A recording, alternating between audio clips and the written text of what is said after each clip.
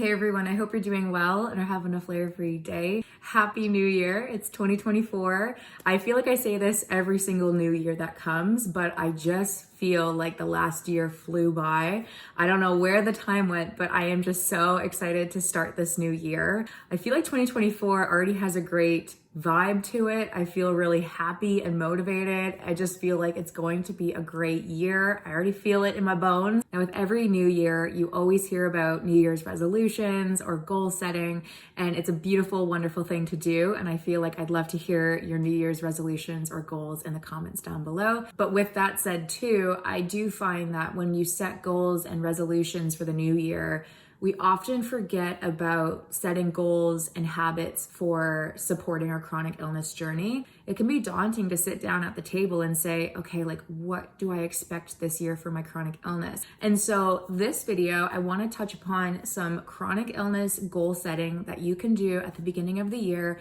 to really support your chronic illness journey. This video can be used throughout this year of 2024 and beyond. This is a list that can support you and your goals and just help you feel more in control in your chronic illness journey. So the first goal that we can implement this year is to maintain healthcare checkups. Scheduling and attending regular healthcare checkups can really support our chronic illness journey. My journey for answers around my pain and my new symptoms stood still when I didn't go talk to medical providers, or I felt scared to go to them because I was like, well, they're just going to gaslight me anyways, or they're just not going to believe me like the other one before. And I just was in a negative headspace around maintaining my health and maintaining that checkup because I was one, nervous again to be gaslit, and two, to find out if anything was progressing. I know how you're feeling about the daunting reality that may come with new symptoms or recurring symptoms or things progressing in a way that we didn't anticipate or plan for.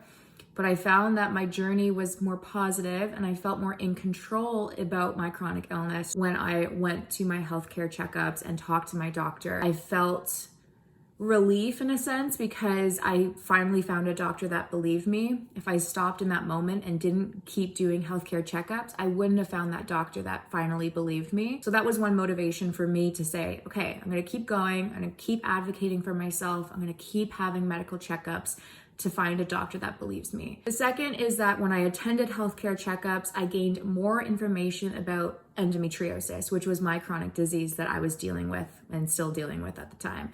And so when I gained more information about endo, I became less fearful of the disease itself. Gaining more answers allowed me to just know more about my body, know more about my disease, how it impacts me. And for myself personally, I just felt more in control and less fearful. So it allowed me to continue to live my life without living in fear around my disease. Maintaining healthcare checkups this year can be something that you can work towards. And if you're nervous around medical gaslighting, bringing someone with you is something that I highly recommend when it comes to medical checkups. Having that person that you feel supported by, like a friend or family member, to say, can you just come with me to write notes because I feel like I'm gonna just black out when they talk to me. Or having that person to come with you to advocate for answers and to say, no, she has more questions or they have more things they want answered, and that's someone that can advocate alongside you.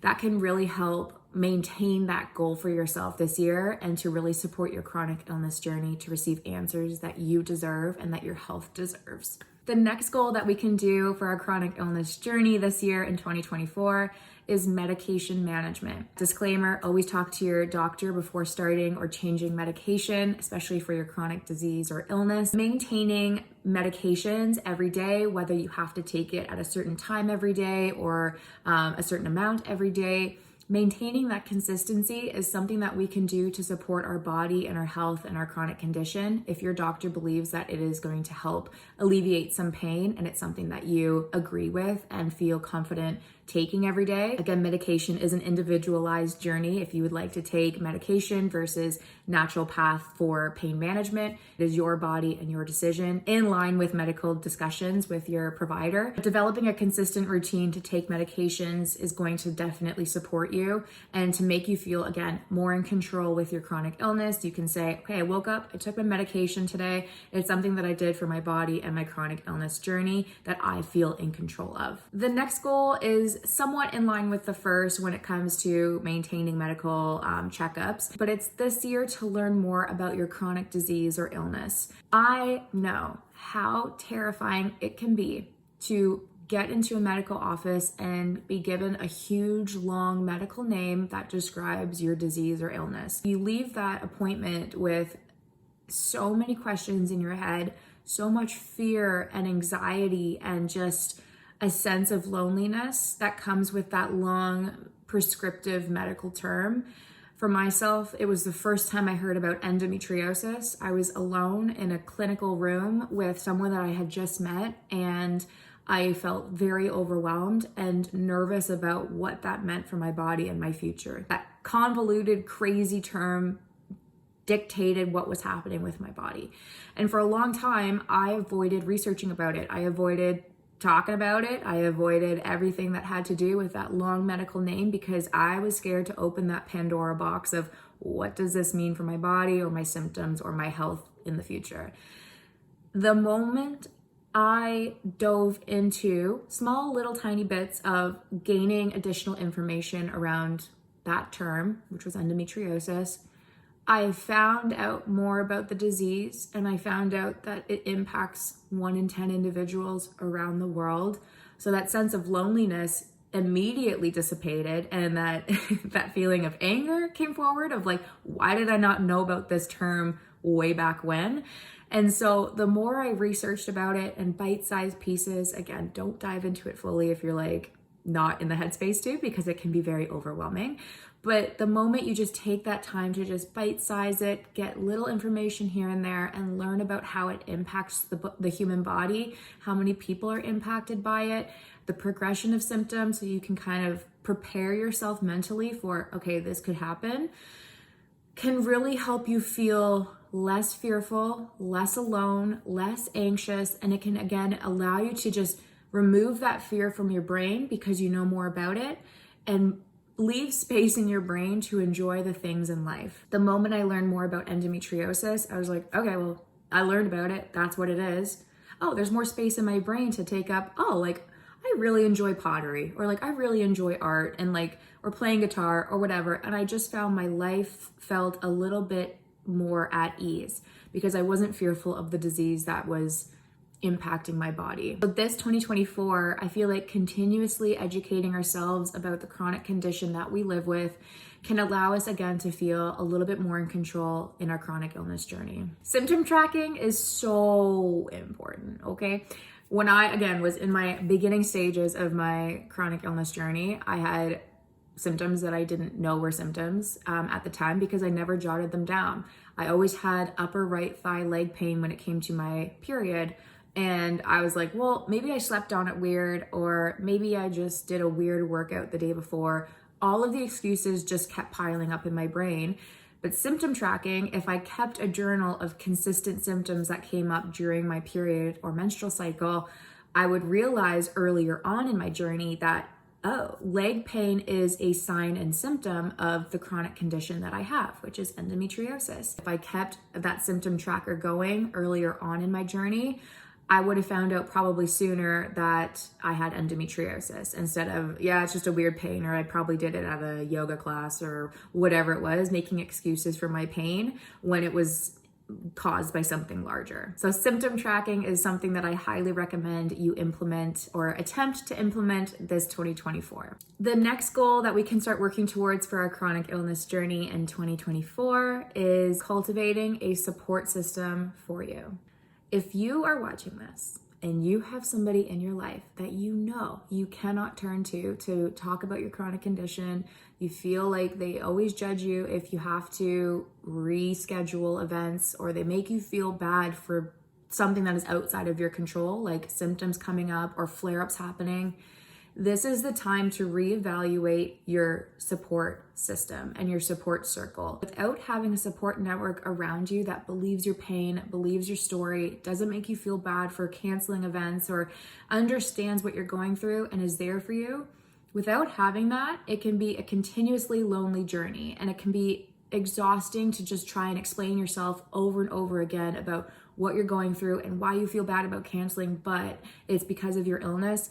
We're not doing that in 2024. We're not over explaining ourselves to people that should be on our side, that should technically be there to support us. We don't have to over explain ourselves, and we don't have to over explain our chronic illness. If they don't understand, it's maybe time to reevaluate what your support system looks like. Joining support networks virtually, creating a supportive friends and family circle that you know that you can turn to for your chronic illness journey. All of these little things we can do to really cultivate that support we need in 2024. Again, stress is a dictator of flare-ups. So if you have additional stress on you that you can control, which is having that supportive network, it can really help reduce the amount of potential flares that come forward. So something to keep in mind, that people who are not supportive cause more stress that can lead to flare-ups. So just keep that in mind. Okay, 2024, the next thing that we can start to implement to support our chronic illness journey are boundaries, okay? As a chronic people pleaser, I hated boundaries. This sounds weird to say, but I just felt like I would bend over backwards and break my neck and my back trying to like please other people and to say like, no, okay, like I'm gonna go to this event even though I just came over a flare up and I'm exhausted, but like I have to go because if I don't, they're gonna think bad about me or feel like I can't actually go to events when they invite me later on. And there were so many excuses I made for other people because I was scared of what they would think of me or how they would interpret my chronic illness. And we're not doing that in 2024. We are setting boundaries. If you had a flare up and you know that you're exhausted and you just need to recharge for a day or two, we're setting that boundary of saying, you know, I can't hang out with people right after. Or if people are saying, come to this event, like if you don't come, that's weird, or oh, come on, you're probably fine, like you're over the flare up, right? Boundaries. We can say no. That consistency of saying no or yes, whatever it is, dependent on your boundary, is so important for maintaining our health and our wellness, our mental well-being, and our chronic illness journey specifically. Next thing in 2024 that we should work towards is not comparing our chronic illness journey to others' chronic illness journeys. This is difficult because we always hear that comparison is the thief of joy.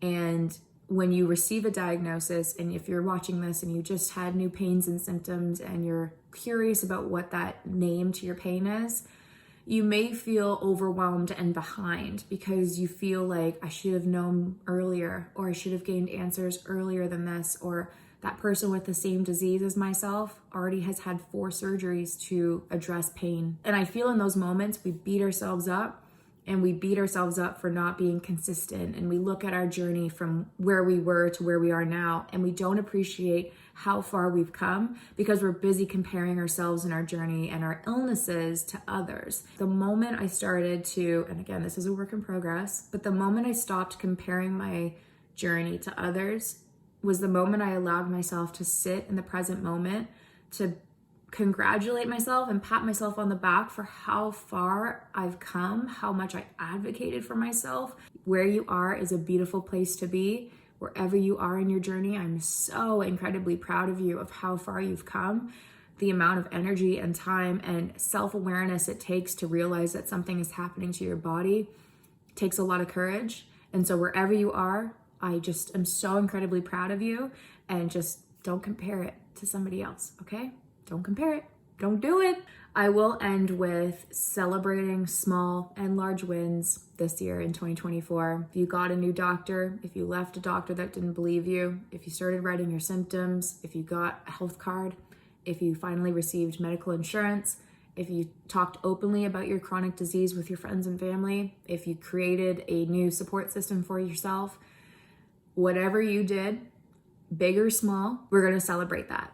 Even if it may seem like a negative thing, like, oh, I have a new symptom, it can be daunting, and we can grieve that portion of our chronic illness journey. Of course, it's going to be difficult to feel and see a new symptom arise, but we're also going to celebrate ourselves by saying, I recognized it. I recognized it because I kept a symptom journal. I recognized that there was something new with my body, and I'm so proud of myself for recognizing that and for saying, nope, that's something new that we're going to talk to our doctor about. We're going to celebrate, because that's what 2024 should be about. Celebrating where you are, how far you've come in your chronic illness journey, and everything in between. You deserve to be celebrated.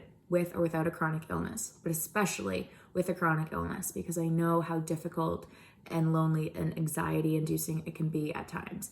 But we're going to make it positive this year. We're going to say, yeah, I live with this disease. It's hard some days. It's really, really hard, but I'm celebrating this win today. And I'd love for you to celebrate it with me by, joining me for a park walk or joining me for a tea later today, because I just really want to celebrate this small win. Do you want to join me with it? These things we're gonna do in 2024. With that, I hope this video has helped, and I hope this video has given some insight into how we can support our chronic illness journeys in 2024. This video will be here waiting for you when you're ready to implement new strategies to help support your chronic illness journey. I cannot wait to hear what some of your goals are in the comments down below. If they're different or similar to mine, I'd love to hear about them down below, and I cannot wait to talk to you on the next one.